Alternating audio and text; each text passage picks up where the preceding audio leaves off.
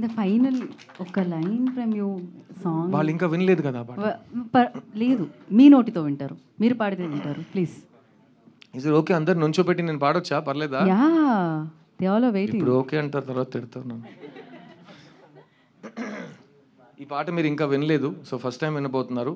I try my best to sing it correctly, ఎందుకంటే సినిమాలో కూడా ఈ పాట నేనే పాడాను. సో ఎలాగో మీరు ఇవాళ నైట్ హెడ్ ఫోన్ వేసుకొని దాన్ని వినొచ్చు with Amrit Ramnath's beautiful backing.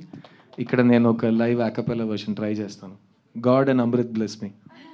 Okay.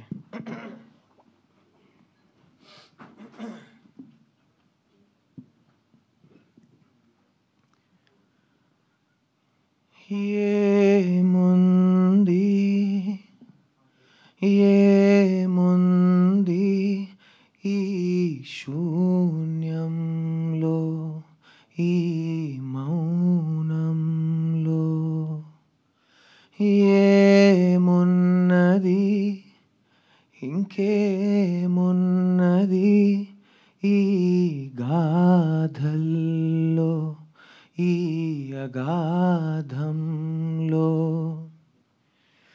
ఏమి లేదనే ప్రపంచంలో ఎందమారులా ప్రరాహంలో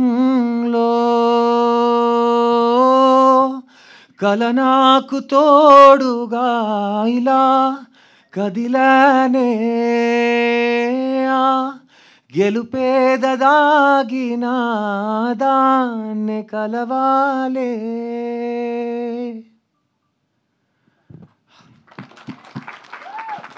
పాట ప్లీజ్ ఇవాళ నైట్ వినండి. చంద్రబోస్ గారు ఎంత అద్భుతంగా రాశారంటే, ఎంత ప్రేమతో రాశారు.